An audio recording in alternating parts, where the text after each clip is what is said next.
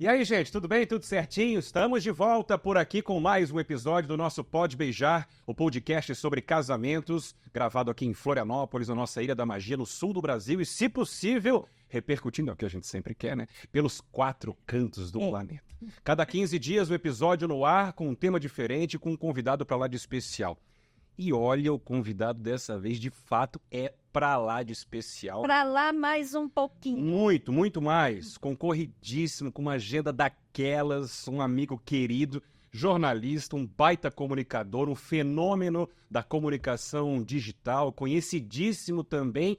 Mas quero apresentar, ele acho até que ele já está acostumado com isso, né? Como o marido da Ana, o pai da Anitta e da Aurora, porque estamos aqui hoje para falarmos de relacionamentos, e é esse cara que a gente quer na nossa frente. Marcos Piangeres, tudo Valeu! bem? Aê! Glória! Feliz de estar aqui, obrigado pelo convite, Fanaco. Bem-vindo. Eu, pra quem não sabe, fui aluno de fotografia desse mestre aqui, né? Só não pode falar aquelas coisas que tu fala que é mentira.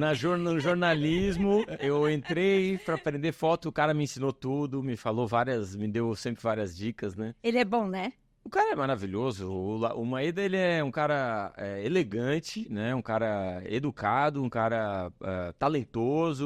Eu sou fã do Maeda, já disse isso em cima do palco e na frente dele e de outros fotógrafos todos, porque o cara é um monstro. Como é que eu vou voltar pra casa agora?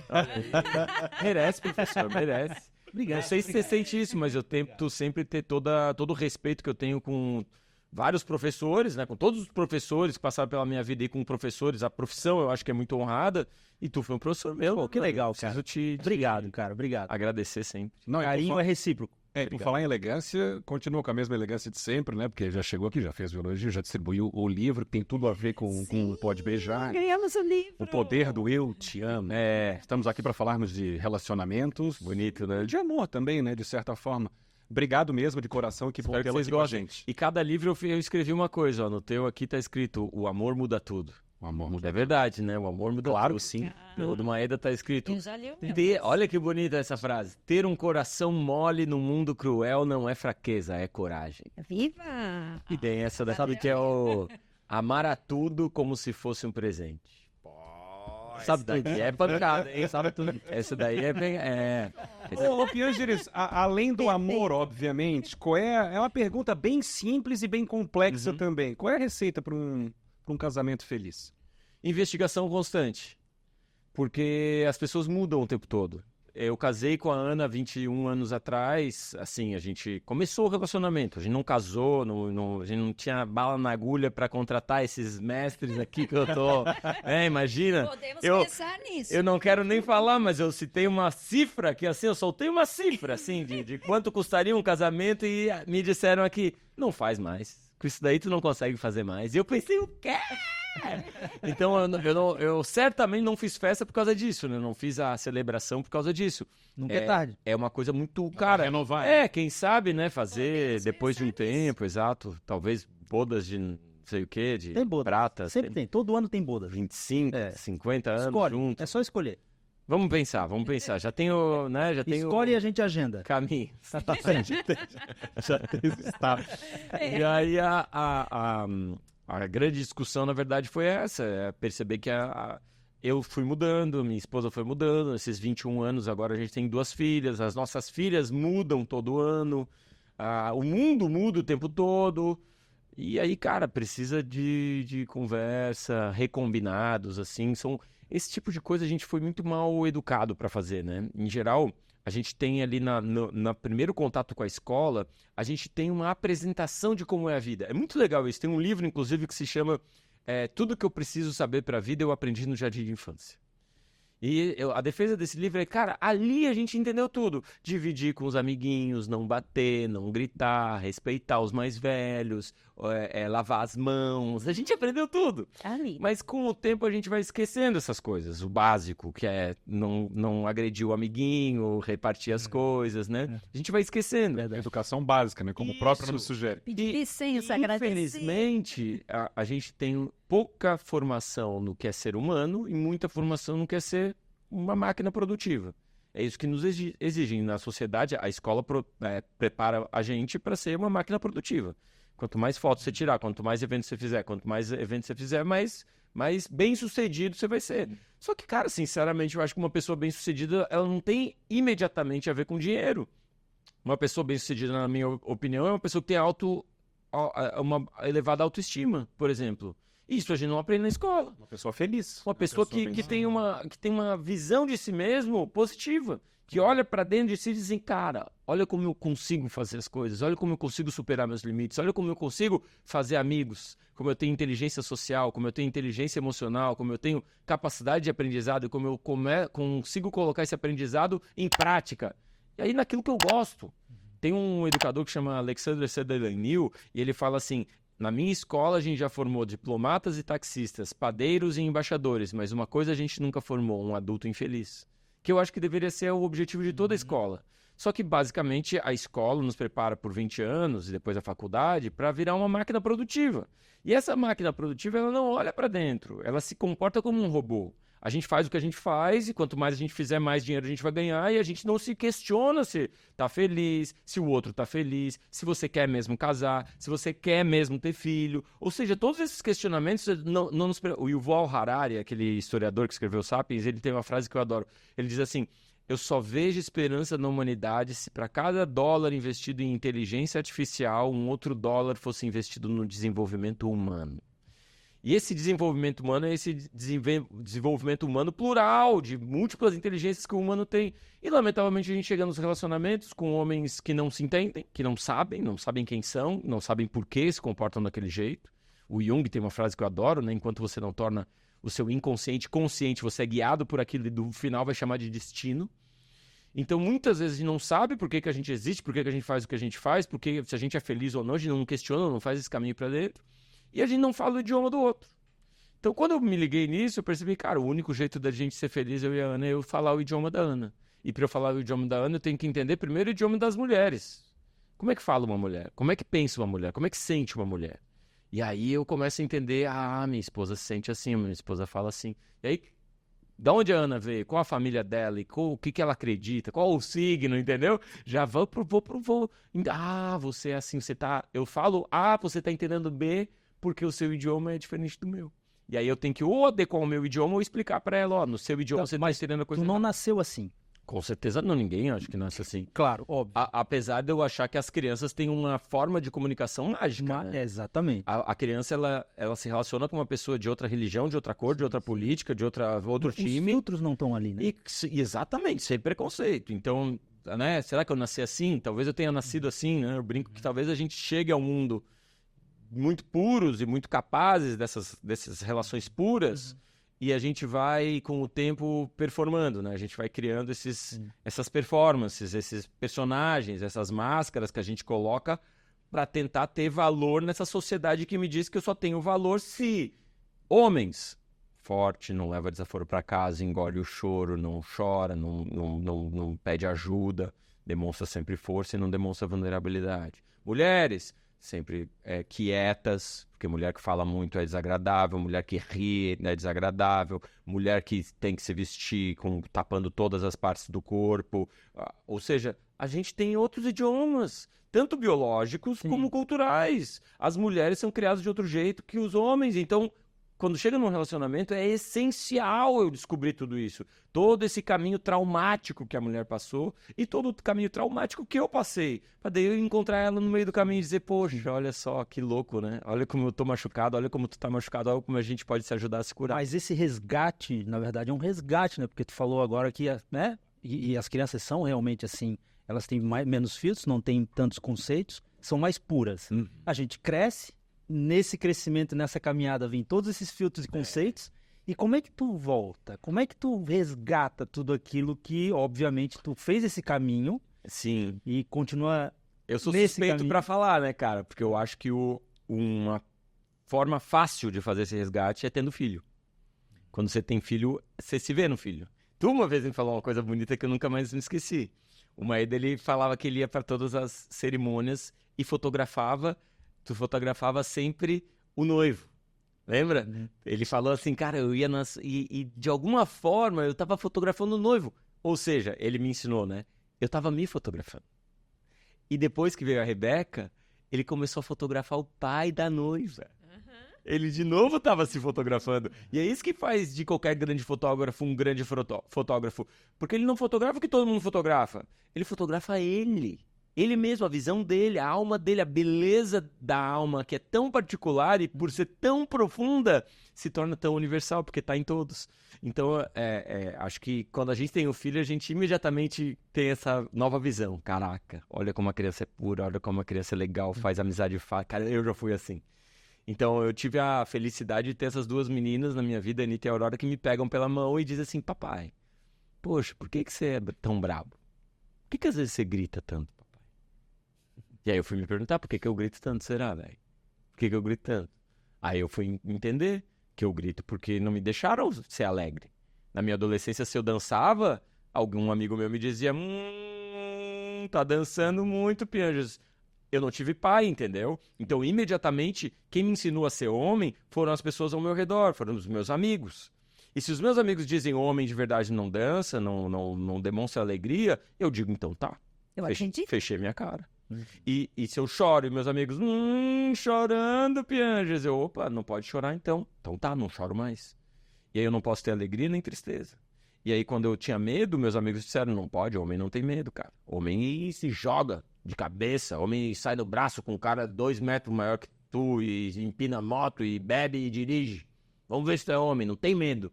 Então não posso ter medo. Cometi um monte de coisas erradas na minha juventude por causa disso. E não posso ter nojo. E quem viu Divertidamente, da Pixar, sabe Divertidamente? Sim. Sobrou qual emoção só? Qual emoção que sobra? Ó, tristeza e alegria, nojo, medo, sobrou uma, raiva. Então só me deixaram ter raiva. É por isso que eu grito tanto, filha. Por isso que eu explodo tanto, filha. E é por isso que nós, homens, a gente explode tanto. Porque só nos deixam ter uma emoção básica, que é a raiva. Tá, mas tu concorda comigo que a grande maioria não tá aberto para isso e não olha para si e talvez não tenha o ouvido, né, de estar aberto para ouvir o seu filho, a sua filha, Então, num momento como o esse. Sócrates dizia que uma vida não avaliada não valeu a pena ter sido vivida. Eu acho que a beleza da vida é a gente se olhar para dentro, entendeu? A gente olhar para o outro e conseguir achar esses laços de afeto, assim, porque sabe que eu sou contra a acumulação. Então, tipo, pra mim não tem lógica nenhuma. Tem um monte de coisas e ir embora. Eu vou embora, eu sei que eu vou embora. Então é como se fosse um passeio. E esse passeio, você não precisa de um motorhome. Você pode ter uma mochilinha e com outras pessoas, todo mundo de mochilinha, a gente de forma muito leve degustar esse passeio. Que vai durar mais ou menos uns 80 verões. Mais ou menos. Pra uns vai ser um pouquinho menos, pra outros vai ser 80 verões no Zinga, velho. Coisa São linda. 80 verões no Zinga. É 80, velho. É pouco, entendeu? Os 10 primeiros tá meio abobado, os 10 últimos tá meio abobado. São Caiu 60. pra 60, entendeu, velho? E quantos foram teu? Pra mim já foi 43, entendeu, mano? Então, num certo sentido, o meu deslumbre é com essa investigação. E o que eu incentivo as pessoas é fazer essa investigação. Porque eu acho que é mais gostoso quando tu entende a tua história, tu entende a tua alma. E aí fica mais fácil tu te conectar com outra pessoa, fica mais fácil tu falar outro idioma. E hoje é mais difícil fazer isso com a pressão que a sociedade Com certeza. nos impõe, trabalho, estresse, correria, Imagina- dia a dia, aí chega em com casa certeza. preocupado, e aí... Imagina 200 anos. 200 anos, cara. Anoitecia, vamos dormir. Amanhecia, vamos acordar. Entendeu? Aí, pô, o que eu vou fazer da vida? Vou fazer o que meu pai fazia. Meu pai trabalha como ferreiro, eu vou ser ferreiro, velho. Vou fazer o que eu vejo, né? Vou fazer o que eu vejo, vou fazer o que meu pai faz. Se eu sou menina, eu vou fazer o que a minha mãe faz. Era assim há 200 anos. E aí a gente foi aprimorando de um jeito que agora qualquer um pode fazer qualquer coisa. Então, antigamente, velho, as cidades tinham um fotógrafo. Exato. Tinha o cara que era o fotógrafo. E o filho do fotógrafo, o que fazia? Tirava foto também, quando o fotógrafo não podia. E aí criaram o fotógrafo de Coisa. casamento no estilo documental. A segmentação, E só cara. durante o dia. E só durante o dia. Só em PB. Isso. Então começa a ficar... Ou seja, e aí, ok, a gente tem... A gente chama isso de liberdade, né? Eu posso fazer o que eu quiser. Mas a liberdade também traz com ela uma responsabilidade, uma certa angústia, né? Porque se eu posso fazer qualquer coisa, eu fico sempre achando que a minha esposa não é a esposa certa, a boa. Eu fico sempre achando que meus filhos não estão perfeitos e que o meu casamento, a minha vida, a minha casa, meu carro, meu emprego Que eu não é o meu. ter outro, que eu poderia ser outro, que eu poderia Eu estar podia estar em Nova York, eu podia estar trabalhando no Google, cara. Como é que eu tô perdendo meu tempo aqui em Floripa? Entendeu? Você entra em 1000 neuras. E aí a gente chega onde a gente está hoje. A sociedade mais ansiosa da história da humanidade é a nossa. O Brasil é o país mais ansioso do mundo. Um dos 3 mais deprimidos do mundo. A depressão é a maior causa de afastamento do trabalho no mundo inteiro. Ou seja, a gente chegou meio que num limite de relação com esse olhar para fora, obcecado por consumo e tecnologia. Por isso que eu convido todo mundo, vamos ver lá dentro, então, o que tem? Porque lá dentro a gente encontra as respostas de 1000 anos, de 2000 anos, de 3000 anos, entendeu? De povos originários, da China antiga. E isso tudo é resultado também da falta de prioridade em família, por exemplo? Cara, acho que ajuda, né? É porque, por exemplo, eu tenho muitos amigos que estão na enchente agora, lá em Porto Alegre, né? E, cara, eu tava falando com uma amiga minha que perdeu a casa pela 3ª vez. E ela, o que ela fez? Ela secou as lágrimas e foi ser voluntária, velho. Ela juntou os filhos e foi ajudar outras pessoas. Ela que perdeu a casa pela 3ª vez, foi para um ginásio separar a roupa lá. Teoricamente estaria precisando de ajuda. Pra dar para todas as pessoas, cara. E claro, ajudaram ela, a gente ajudou ela, várias pessoas ajudaram ela. Mas ela também ajudou várias pessoas. Então, é nesses momentos que a gente entende que, cara, a qualquer momento pode vir uma enchente, velho. A qualquer momento pode um hacker entrar lá na Rússia, lá, apertar uns botões no Itaú e desaparecer o teu dinheiro. E tu passou a vida inteira colocando um 000 na tua conta e do nada agora tem 0. Não tem mais nada, velho. Tu achou que era seguro? Não tem segurança no mundo. Não existe segurança no mundo. Qual é a nossa segurança?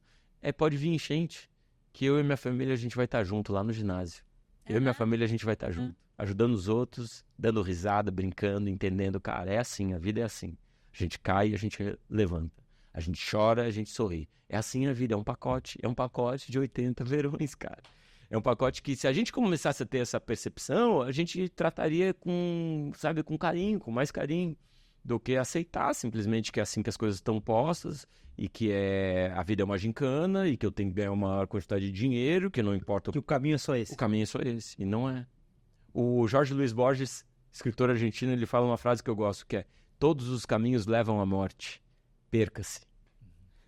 Essa é muito legal. Essa é muito legal. Maravilhoso. Sem dúvida. Boa, né? Boa demais. Então, o que tu está dizendo e a gente está aqui ouvindo é que um dos segredos de um bom relacionamento é a gente se entender e entender o outro. A gente se ouvir e parar para se colocar no lugar do outro, né? Com certeza. Esse seria um dos grandes segredos, né? Concordo. O que é um exercício difícil de fazer. Difícil, claro. Claro que sim. Como é que vocês veem hoje em dia? Os jovens estão casando ou os mais velhos? Qual foi o casamento de mais... A média etária subiu, né? Subiu. Estão casando mais velhos, mas eles estão casando mais velhos, talvez não porque eles estejam procurando se conhecer primeiro. Eles estão casando mais velhos porque eles estão procurando se estruturar primeiro. Grana. Isso, tem uma base. Sim, mas isso não é um demérito, porque eles fazem isso juntos. Tá. Então, é muito legal. É um planejamento financeiro, né? Mas eles fazem juntos. Eu acho então, muito esse legal exercício de crescer juntos, porque o Já é um planejamento casamento. financeiro, Já é um ele exige isso, né? Ele aproxima os jovens, eles passam ali 10, 12, 15 anos crescendo juntos, e isso inclui o dinheiro, e depois eles se casam. Então, até por conta disso, eu concluo, na minha experiência, que por conta disso, desse crescimento juntos, a gente tem visto cada vez menos separações. Ai, coisa boa. Faz todo sentido, né? Faz todo eles já sentido. tem uma... Antigamente, tu casava jovem, porque o teu pai meio que escolheu ali com quem tu ia casar, era um negócio assim, mas... Não, eu sou de uma geração que a gente casava jovem para sair de casa. Sim. Por mais legal que fosse o pai e a mãe, Quero sair de casa, vou contar. e era o meu Exato. caso, eu tive pais maravilhosos, mas assim, chegava uma hora que tu não tinha mais o que fazer, assim, vambora. E o jeito de ir embora era casar. Exato. E a gente fazia isso, E às né? vezes casavam com pessoas que nem gostavam tanto, Eu né? casava com outro que também queria sair de casa, então assim, não é... Não tinha como dar certo. Olha a combinação, olha a combinação. Aí a gente casava, chegava ali na frente, tá, para alguns 1 ano, para outros 10 anos, mas chegava ali e dizia assim, cara, não era isso. Mas a gente resolveu aquele problema lá atrás, né? Aí, Saímos de casa. aí começava tudo de Agora eu novo. quero sair de casa de novo. Aí a gente separava pra sair de casa. Era quase uma regra, né? Porque separa, volta pra casa. Era quase uma regra, né? Eu passava de uma certa idade, já foi demais, tá? Hoje é o contrário, acho que as pessoas também...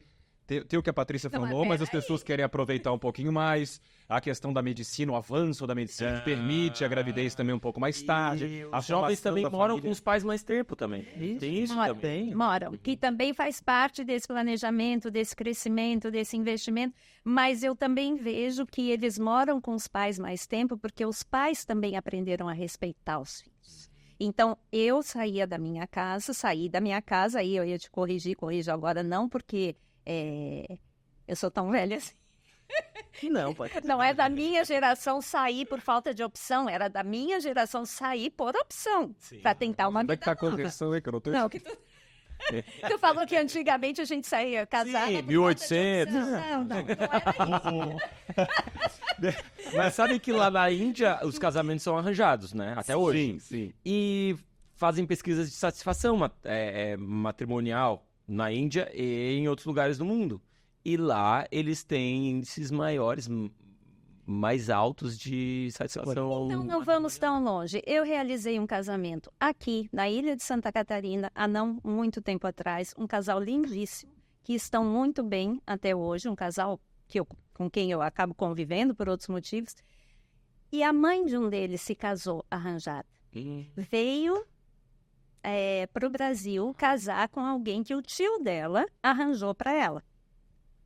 E ela veio com 14 anos e ela se casou. E eu tive a oportunidade, em conversa com ela, perguntar como é que tu te sentiu quando tu atravessou o mundo num navio sozinha para conhecer um estranho. Eu me senti muito bem, meu tio disse que eu podia vir, ele era de confiança e eu vim. E eu sou muito feliz. Ela estava casando o filho. Claro que aí já não era mais arranjado, mas uma mulher nova, lindíssima, que passou por isso há pouco tempo atrás, aqui. Então, é essa que eu acho que é a questão filosófica. Sim. Porque quando a gente tem toda a liberdade do mundo, a gente sempre acha que a gente tem menos ou pequeno. A gente quer experimentar todo o resto.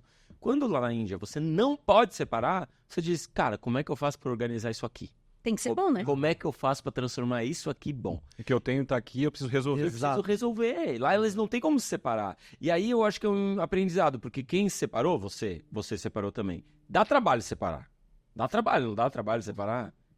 Quem tem filho dá mais trabalho ainda. Eu tenho depoimentos 1000 de gente que separa e é aquela treta, aquela discussão e tal. Dá trabalho ficar junto, Maeda? Tu que tá junto há quantos anos? 15, claro. 20 anos junto? Não, né? Não vou nem falar, mas 30 anos junto? 25, 32. 32 anos? 25 de casado, 26 de casado, 27 de casado, 27 de casado, 32. Dá trabalho, não dá? Claro que dá. Dá trabalho. Então, assim, na verdade, a gente vai escolher um trabalho. Mais pra ela do que pra mim, mas... A gente vai escolher um trabalho. A gente vai dizer assim, tá, qual dos dois trabalhos eu quero? Porque eu também vejo gente que se separa e que acaba sentindo um pouco de falta da ex-mulher. Porque tem aquelas nossas piadas, tem aquelas nossas viagens, tem aquele nosso jeito, cara, que é o nosso jeito, já tem aquela nossa intimidade. E que acha novos defeitos na nova mulher, porque diz assim, cara, putz, aquela tinha os defeitos, essa aqui não tem aqueles defeitos, mas tem outros defeitos. Claro. Então, se eu ficar olhando sempre pros defeitos, eu sempre vou separar, cara. Eu vou casar 30, 10 vezes. E ok, entendeu? O Vinícius de Moraes casou 5 vezes, achou, se dava bem com as mulheres dele, beleza, entendeu? Tem gente que consegue. A decisão que eu tomei foi de tentar fazer isso dar certo, entende? Claro. Esse trabalho, focar nesse trabalho aqui. E também porque eu tenho filhas, né? Então, a minha vontade é muito grande de ficar sempre perto delas, das minhas filhas, de construir um bom relacionamento com a minha esposa pra gente ter uma família bem estruturada. E, enfim, eu sou muito feliz assim. E aí você casa e depois pensa em construir, de fato, a tua família e ter filhos, não necessariamente hoje nessa mesma ordem, né? Nós vamos tratar o casamento não como casamento oficial, mas a partir do momento que você resolve estar junto com alguém e constituir uma família. Aí vem a educação dos filhos. Sim. Né? Que é uma área que tu atua também com Sim. perfeição, viu? Não perfeição. Eu diria, quase Mas isso. Quase isso. Qual é o principal Alguém perguntou isso outro dia pra gente pela internet. Não, recebeu Piaget, tal, não sei o quê. Qual é o principal... Onde é que está o principal erro na educação dos filhos, na tua visão? Dá pra gente... Eu acho que é assim. Então, como a gente estava fazendo aquele caminhozinho, né? Da gente tá tão obcecado por... Da gente ser treinado para virar um robô produtivo, a gente vira esse robô produtivo e a gente só percebe valor nisso e significa então que a gente precisa estar o tempo todo trabalhando. A gente tem inovações tecnológicas que nos permitem estar o tempo todo trabalhando e aí a gente sabe que se a gente não tiver nada para fazer, a gente vai fazer alguma coisa. E se a gente já tiver tudo para fazer, a gente vai pensar que ainda não conseguiu fazer uma outra coisa. Putz, o meu curso. Putz, eu podia estar fazendo um outro podcast. Porque eu podia estar fazendo o meu negócio. Meu site. A gente, cara, hoje o que mais tem é trabalho para você fazer. E quanto mais trabalho você fizer, mais trabalho vai aparecer. E muito do trabalho que a gente faz é gratuito, é de graça. A gente faz um trabalho porque a gente acha que pode dar algum resultado. Atualizar a página no Instagram, fazer um site legal, atualizar, vai entrar em conta, sei lá, no LinkedIn, postar um textão no LinkedIn e tal. Esse é um processo que faz com que a gente sinta que a vida é sempre uma gincana, então a gente está sempre correndo, existe uma certa valorização da moeda social, de pô, o cara tá na correria. Correria. Que valor que o cara tem. E se a gente não tem tempo para nada, a gente é escravo. E se a gente é escravo, a gente nunca vai conseguir cuidar bem dos filhos. Para cuidar bem das nossas crianças, a gente precisa ter tempo. É bem assustador isso, porque a gente não está acostumado com ter tempo. Grandes filósofos do passado disseram que hoje em dia a gente teria tempo. O Keynes falou em 1930 que a gente ia ter... O maior problema nosso ia ser o que fazer com um mar de tempo livre. Porque a ideia... Tempo estaria sobrando, a gente não sabia. Porque com a tecnologia, com a evolução, com tudo, faria muito mais rápido e... A ideia era ficar... Pronto, aproveita a vida, desfruta. Claro. Não foi isso que a gente fez. Não. A gente disse, eu preciso mais. E, cara, o meu avô vivia com uma aposentadoria de 1.000 e pouco, a minha mãe aposentada, me criou com um Fusca. Se parar pra ver mesmo, a gente não precisa de tanto, velho. Entendeu? Tipo assim, vou parar pra ver mesmo. Não precisa de tanto, entendeu? Verdade. Se não precisa de tanto, então eu posso selecionar. Eu posso arrumar aquele tempinho, né? Eu posso arrumar um tempo, cara.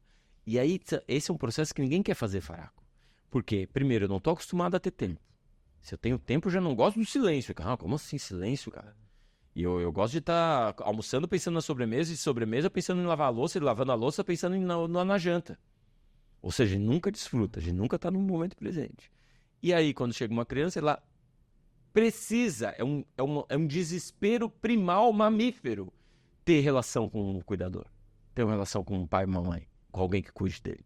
É primal, cara. Os cientistas, tem um cara chamado Jaak Panksepp, que estudou a neurociência afetiva, que é a relação visível no cérebro com emoções. E aí ele tem lá 7 emoções neurológicas, né? Então a neurociência afetiva determina que todo mamífero tem isso, cachorro tem isso, velho. Sabe, esse fear que ele chama, que é o desespero da separação com a mãe. Uma baleia tem isso, entendeu? Sei lá, fala um outro mamífero aí. O morcego é mamífero? Morcego é mamífero? Débora, professora. Morcego. Me lembra que a baleia era mamífero, né? Morcego também. Coloca essas coisas. O macaco. Mas o morcego era mamífero, eu acho. Quer saber do morcego? Eu acho que o morcego é mamífero, hein? Pesquisa aí, Raquel. A Raquel vai ver se o morcego é mamífero. É uma necessidade primal, cara. Primal de relação. Né? Viu? Eu lembrei. Morcego é mamífero. Uma necessidade... Mudou tudo na nossa comunidade. Agora ficou tudo mais claro. Agora tá... clareou tudo na nossa frente. Mas é isso, cara. Imagina que o maior desespero de uma criança é contato com o pai e com a mãe. E ele não tem isso, que é o maior desespero dele, a coisa mais importante. Não tem como essa criança ser feliz lá na frente. Não tem como ela não ser ansiosa, porque ela vai estar o tempo todo, cara, cadê meu amor? Eu tenho valor.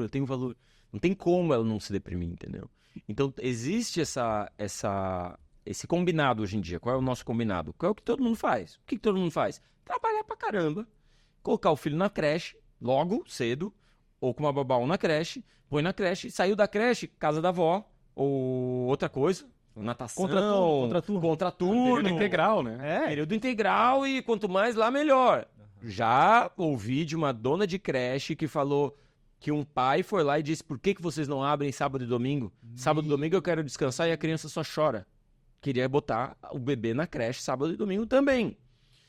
Então, isso tá bem claro, tá? Eu acho que assim, o cenário é bem esse, assim. Pais sem tempo não conseguem olhar para dentro de si e não conseguem olhar pro filho. Pais que não olham pro filho têm filhos desesperados, cara. Desesperados, tudo que o seu filho quer olhar. Dos ídolos dele, né? Que é o pai e a mãe.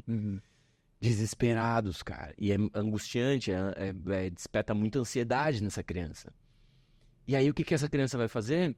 Ela vai ter uma babá, que se chama YouTube, ou Netflix, ou né, Discord, ou Roblox, né? Que é assim, ó, cara, pega esse iPad aqui que você tá me incomodando demais, olha pra esse iPad porque eu tenho coisas pra fazer. E essas crianças, imagina, a Sociedade Brasileira de Pediatria não recomenda tela, nenhum tipo de tela para crianças abaixo de 2 anos. 2 anos. Abaixo de 2 anos não devia ver TV, velho. Então imagina. Mas hoje, com muito passar por uma criança de 2 anos, ela já tá aqui, ó. A maioria, grande maioria, se não 100%. E quando não é isso, aí me corrija se eu estiver errado, Piangeles, e quando não é isso, é aquela história. Não, vai lá com teu pai, que a mamãe agora... Pai, não, vai lá com a tua mãe, que o pai agora tá aí. Fica aqui, eles jogam um pro outro, e aí o casal, de novo, numa linha de conflito. Exatamente. O que vocês estão descrevendo é muito triste. É triste mesmo. O que vocês estão descrevendo é muito triste. Aí a gente volta na pergunta inicial, né? Qual o segredo para um bom relacionamento? E a gente volta no óbvio que foi muito bem dito por ti. É se enxergar, né? E enxergar o outro. Porque se a gente não consegue se enxergar, não consegue enxergar o outro, vai ter um filho, quem é que vai enxergar aquela criança? Então... São as prioridades. E tem algumas frases que são transformadoras. Por exemplo, você virar pra sua esposa e dizer: não tá legal. Não tá legal, meu. Precisamos acertar. O que tá errado? Eu trabalhei na Globo, né? Com a Fátima Bernardes. Sim. E aí a minha filha me puxou minha camisa e disse: pai, não tá legal. Você tá viajando demais, você não tá legal. Você não pode escrever um livro chamado Papai é Pop e sair por aí viajando, ela disse. Olha, mas aí... Como é que vamos fazer? E aí, qual foi a transformação? Daí eu disse: tá, vamos ver. Daí eu comecei a dizer mais não lá na Globo. E no final do ano a gente disse: tá, vamos cortar. Um não definitivo. Vamos romper o contrato. Rompemos o contrato. E eu saí do Pretinho Básico e saí de outros contratos de inovação que eu tinha lá na RBS. E eu falo sempre, cara, que é ótimo. Assim, sinceramente, entre ficar super, hiper, mega conhecido no Brasil e ganhar milhões e virar garoto propaganda de telecom e aí perder minha família, ou ficar com a minha família do jeitinho que eu tô, levando elas lá na padaria e no... Eu prefiro assim, cara. Prefiro 1000 vezes assim. De verdade mesmo, tipo... Muitas vezes a gente vai ser levado, empurrado pra fazer o outro. Tipo, cara, esquece isso que a sua filha falou, agora você tá no seu momento produtivo, vai meter a cara e vai ganhar grana, velho. Esquece o que a sua esposa te falou, se ela não tá entendendo o seu momento, dane-se ela, velho, rompe seu casamento e bora viver. Eu entendo que tem pessoas que fazem isso, mas quando eu leio sobre os arrependimentos antes de morrer, os principais arrependimentos são sempre: devia ter salvado meu casamento, devia ter mantido o contato com meus melhores amigos, que eu rompi. Nunca é material. Mais tempo pro meu filho. Aí é que tá. Nunca queria ter tido um carro melhor. Não. Queria ter comprado uma lancha. Nunca o cara no leito de morte do hospital falou assim: alguém me dá o computador que eu preciso mandar um e-mail. Nunca, velho. Você sabe que é uma bobagem, que aquilo foi tempo bobo que você passou. E a lancha e o carro, cara, aquilo foi só bobagem. Me dá um abraço, me dá mais 10 segundos com meus filhos, me traz meus netos, deixa eu me despedir da minha mãe e do meu pai, chama meus amigos, chora e diz: caraca, tô indo embora, nunca mais vou dançar, eu nunca mais vou abraçar, eu nunca mais vou ver um filme, eu nunca mais vou rir. Então essa despedida, ela pode ser melhor, né? Ela pode ser melhor. As nossas despedidas podem ser melhor. Mas que dificuldade que a gente tem pra aplicar isso, né, Piangeles? Porque no final das contas a gente acaba sendo levado pela correnteza, né? Ou seja, se a gente não nada por uma direção, um objetivo que a gente percebe que talvez seja melhor do que a maré tá te levando, cara. É isso, a gente vai ficar na tranquilidade, deixa que a maré vai te levar. Vamos por aí, quando você vê, você tem 80 anos. Exato. Eu ouço um podcast que chama Tim Ferriss Show. O Tim Ferriss, ele sempre pergunta, assim, quem você acha que é a pessoa mais bem-sucedida e tal. É sempre legal ouvir, sabe? A pessoa fala, o Steve Jobs, o Elon Musk e tal. E aí um cara falou assim, meu tio. Que mal. Aí o cara falou, como assim, teu tio? Cara, meu tio, velho, ele vive tranquilo, feliz, cheio de amigo e a família dele ao redor. E pra que mais? Eu caí pra trás, a riqueza do cara. Eu caí pra trás, porque no podcast estavam falando de performance, e todo mundo é empresário, e todo mundo... E, cara, o que tu quer, velho, no final? Tu quer fama para as pessoas te admirarem, ou seja, tu quer afeto. Tu quer dinheiro pra, de alguma forma, as pessoas te admirarem, ou seja, tu quer afeto. Cara, tu já pode ter afeto. A tua mãe já te ama, velho. Teus filhos já te amam. Foca no afeto, irmão. Vai no afeto direto, corta esse atalho todo e vai pro afeto. Meu tio vive tranquilo, com a família dele, com os amigos, sempre tranquilão e feliz. É isso aí que eu quero, cara. Aí a galera fala assim, pô, mas aí tu é um cara que não tem ambição. O que tu acha disso? Não, eu acho que a maior ambição é essa. Essa é a maior ambição de todas. Porque é muito minúsculo. Eu fui palestrar uma vez numa empresa, né? Eu conto de forma cômica, mas a pessoa me contou sério. Eu fui recebido pela secretária do presidente da empresa, era uma startup, muito bem sucedida no Brasil.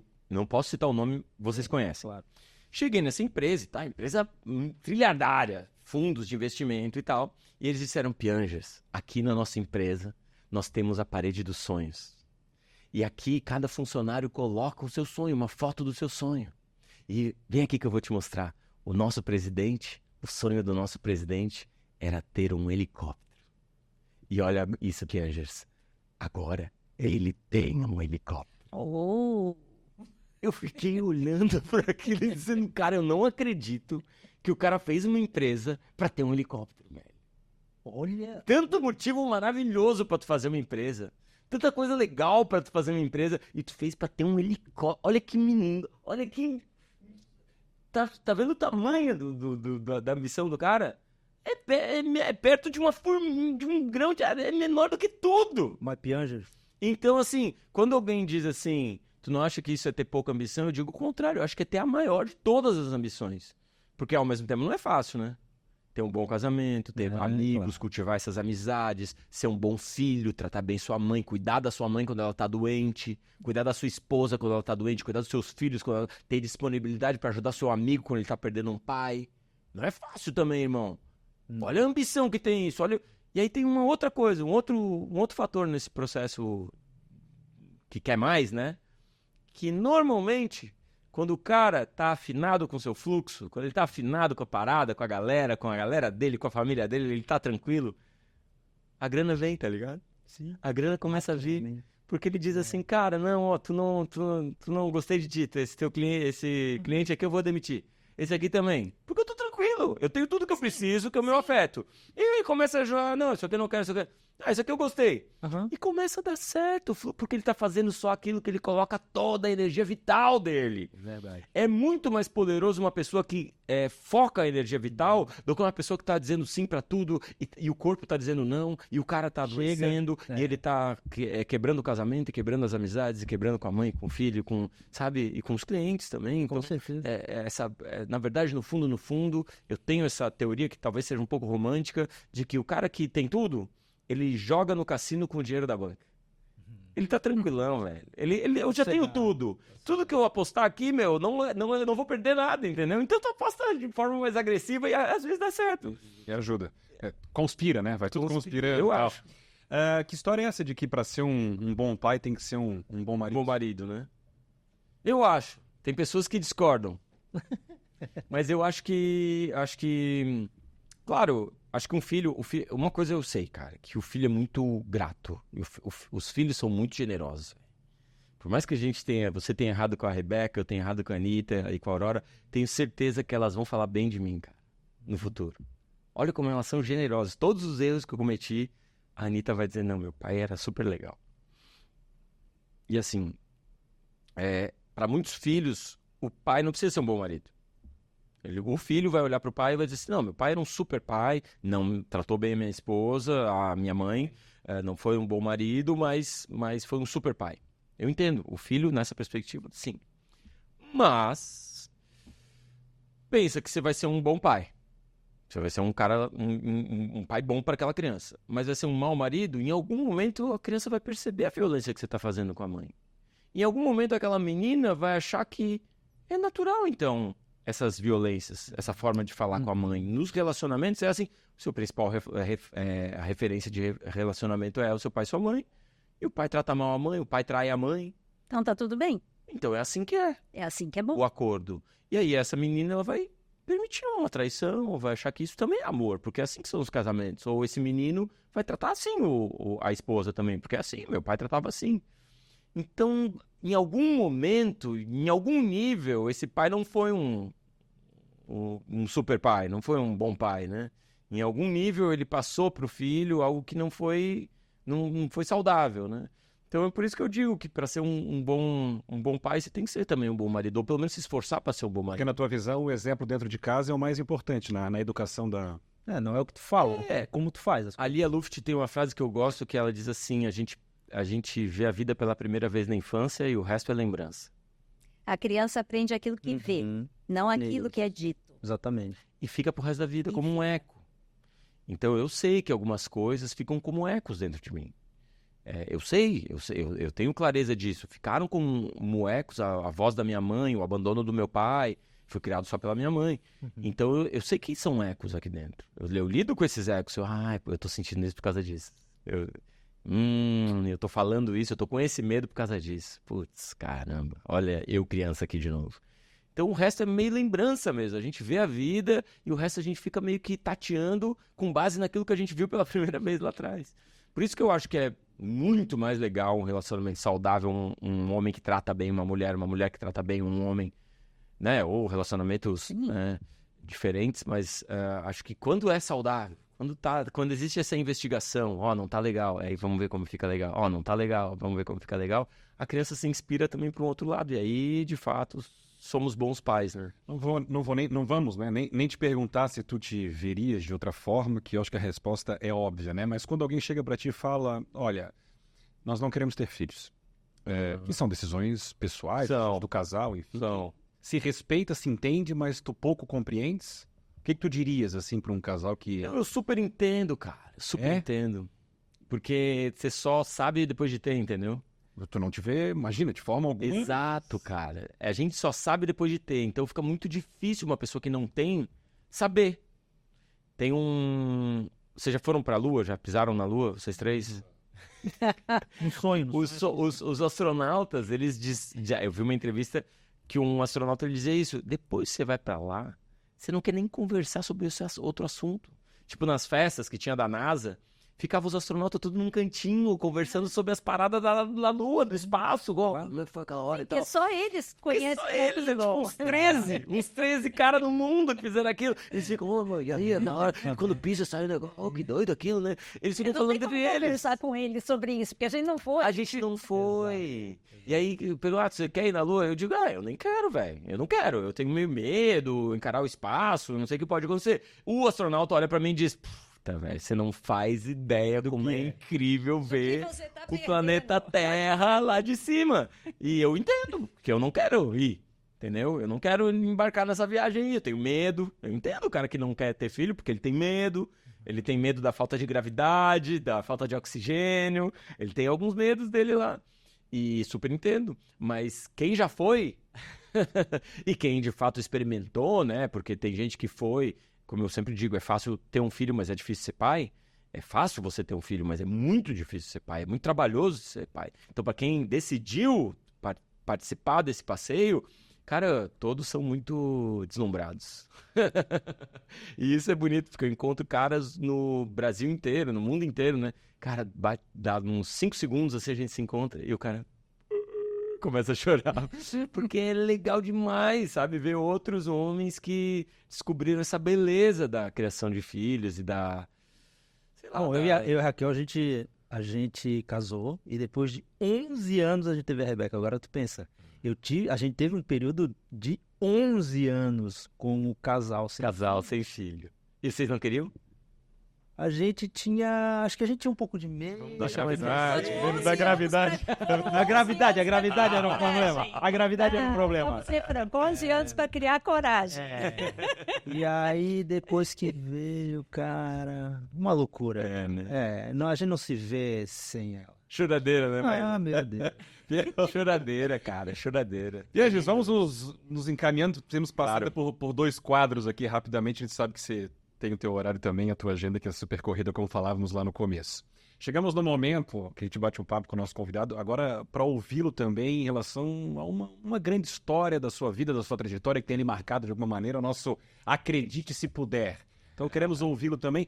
Qual é a história que te vem primeiro à cabeça e que te marcou nessa linha do relacionamento e que tu queres contar pra gente? Então, eu pensei em contar a história da minha relação com a Ana, né? A gente se conheceu muito jovem, ela na Rádio Atlântida fazia informes da praia. E eu no estúdio, eu no microfone, ela lá, e eu conheci ela pela primeira vez sem ver a cara dela, entendeu? Só voz. Só voz, e trocava ideia no ar e tal, bababá. E eu não sabia quem ela era. Um dia eu saí do banheiro da Itapema FM ali, sabe, na RBS, ali em cima da Margot, tinha o estúdiozinho da Margot. Saí do banheiro assim e ela tava, eu na hora sabia que era ela, que era a Ana Emília do rádio. Ela não falou nada e tal, eu não sabia a cara dela, mas quando eu olhei pra ela eu falei, ela. Dizem que não existe amor à primeira vista, mas tipo assim, super rolou. Mas deixa eu voltar ali atrás. E a voz dela não te dava nada? Super, super. Era amor, a primeira... Mas eu acho lindo também essa intuição, porque eu intuí que era ela. Podia ser outra pessoa, que nem quando eu conheci o Fabrício Carpinejar. Eu fui na praia, nem sabia que ele tava lá, era um evento assim, do nada vem um cara e eu digo, é o Fabrício.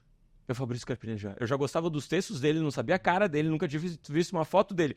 Eu até imaginava ele diferente, mas quando ele chegou, é o Fabrício Carpinejar, eu senti... Do mesmo jeito que eu senti o meu pai, biológico, no lançamento de livro, em 2016, lançando meu segundo livro, numa livraria no Rio de Janeiro. Eu vi a minha esposa ficando nervosa do meu lado, olhando pra alguém da fila. Eu falei, é o meu pai biológico. Caraca, sério? Intuição. E ele veio, eu apertei a mão dele e disse, mano, deu tudo certo, fica tranquilo. Tá perdoado, não temos dívida nenhuma. Minha mãe cuidou de tudo, velho. Tem sempre uma mãe que fica. Falei pra ele. Tem sempre uma mãe que fica, irmão.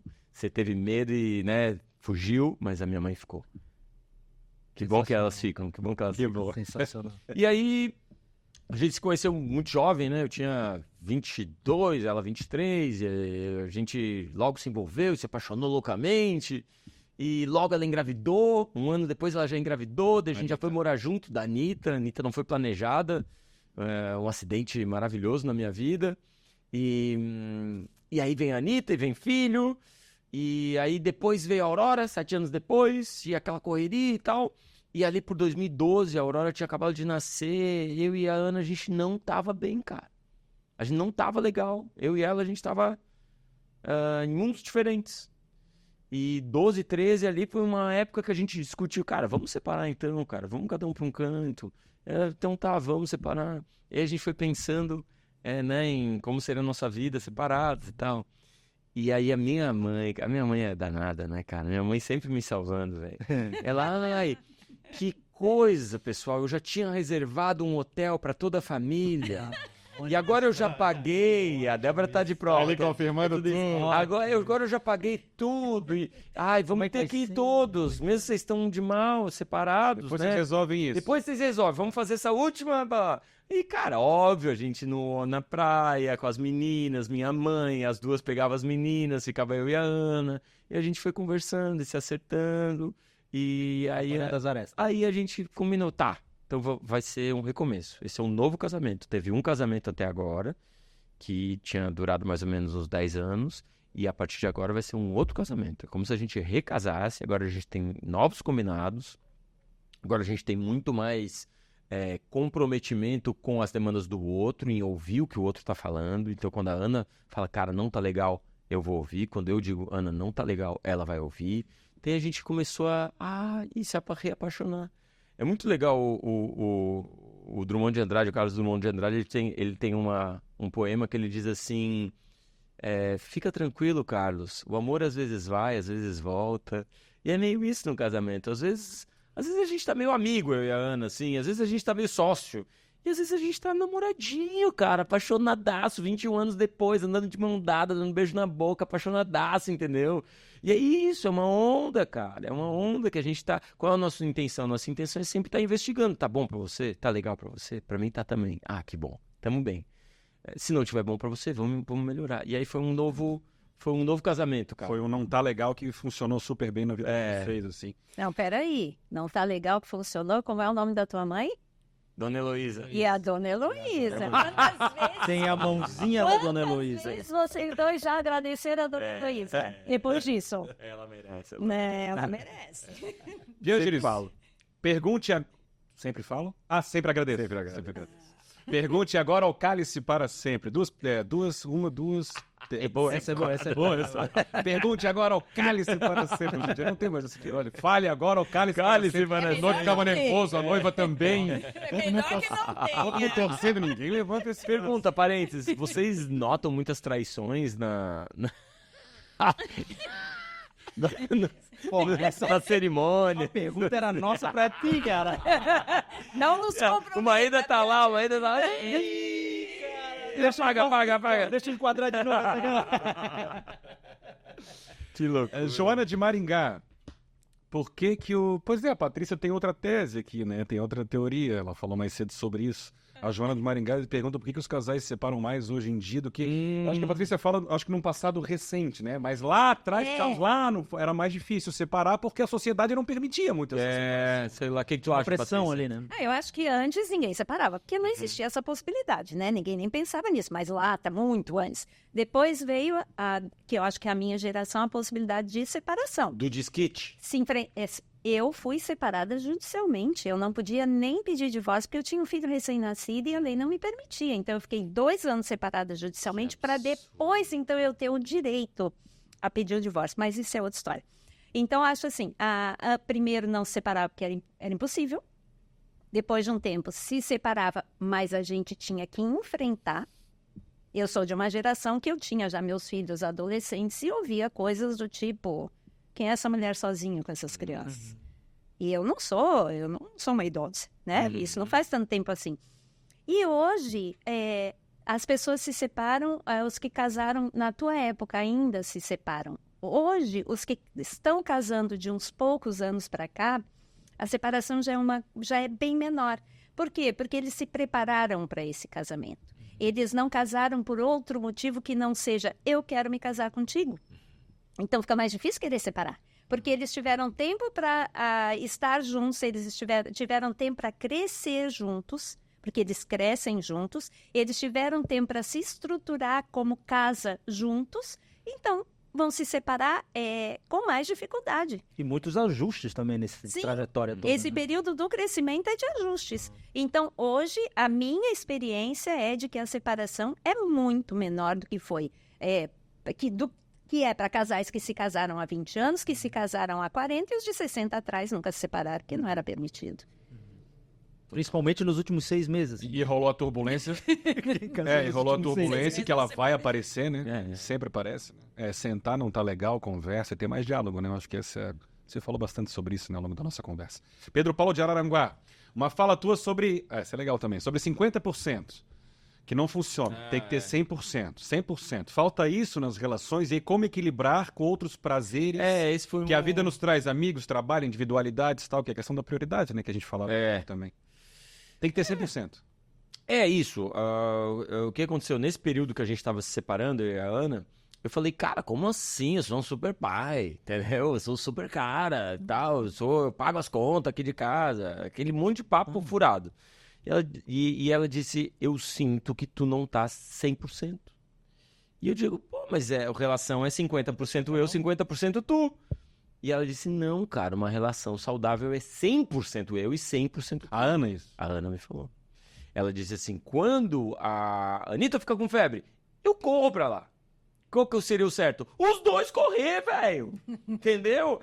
Não, metade, eu lavo metade da louça, eu limpo metade da fralda.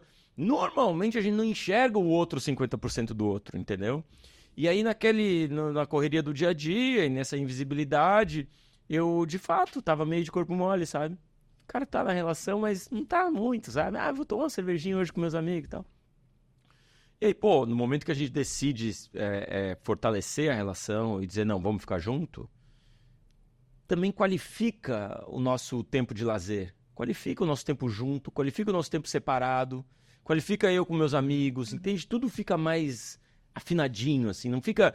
Pô, tô aqui no bar, mas minha mulher não sabe, me falou pra eu voltar agora cedo pra casa, diz aí que eu tô com um problema não sei aonde, manda um e-mail. Sabe, o cara passa o dia todo na função. Cara, quando tu tá no casamento, tá no casamento, vamos ficar no casamento? Vamos. Então, beleza, tu ganha tempo de incomodação, de esquema, entendeu? De e-mail, de papinho furado, entendeu? É uma arquitetura, né, cara? Desculpa. É uma engenharia. É uma engenharia, cara, sabe? E a mulher percebe, a mulher percebe quando o cara não tá 100% na relação, sabe? A gente tem uma ideia de que, não, eu sou malandrão aqui, ninguém tá vendo. Mas, cara, a torcida toda tá vendo. O jogador entrou em campo e tá meio, só batendo na bola de canto, assim... A torcida toda vê, cara, você não queria estar aí, né, velho? Pô, então decide, ou vai pro banco, então, exatamente. Foi essa chamada aí da Ana que me disse, pô, tá bom, então, quero jogar ou não quero jogar? Tá, quero jogar, vamos fazer junto, vamos. Então, acho que é meio que esse caminho, assim. 100%. 100%. Pra funcionar, pra fazer. Pra funcionar. E a pessoa se sente mais completa, cara. Tu tá mais pleno nos lugares, sabe? Fátima de Blumenau, onde mais erramos na educação dos filhos, vocês querem completar alguma coisa? Falasse muito da questão do tempo, né? Ter tempo. Não adianta educação. Eu dedicação. botaria o meu celular, eu abriria meu celular, veria quais aplicativos que eu mais uso, veria quais esses aplicativos que eu mais uso ali no tempo de uso, que não estão fazendo nenhuma diferença positiva na minha vida, apagaria, deixaria meu celular no silencioso, meu celular não faz barulho há 10 anos, ganho muito tempo com isso, cara. Não fico... Eu ganho muito tempo. E aí eu tenho tempo livre. Agora, o que eu vou fazer com o tempo livre? Às vezes, algumas pessoas ficam angustiadas, né? Ai, meu Deus, vou ter que conhecer meu filho. Onde é que tá aquele menino? Porque a criança é um estranho, cara. É um estranho. Será que ele já fez 18 anos? Qual era mesmo o nome dele? Então, é uma coisa que exige... Tá, quem é você? E é um estranho que tu tem que amar ainda, entendeu? E aí é um esforço, e aí você veio assim, né, qual era a minha expectativa, como é que eu esqueço essa expectativa e como é que eu aceito essa pessoa que tá aqui na minha frente, como é que eu celebro essa pessoa que tá na minha frente.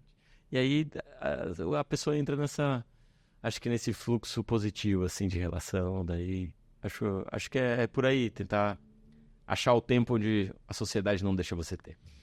Piangires, obrigado demais. Obrigado a você, pelo irmão. teu tempo aqui com a gente. Isso aí. Prazer te receber e sucesso cada vez mais. Eu tô com sucesso. cada vez mais tempo, porque a minha filha mais velha, uma tá com 19 e a mais nova tá com 12.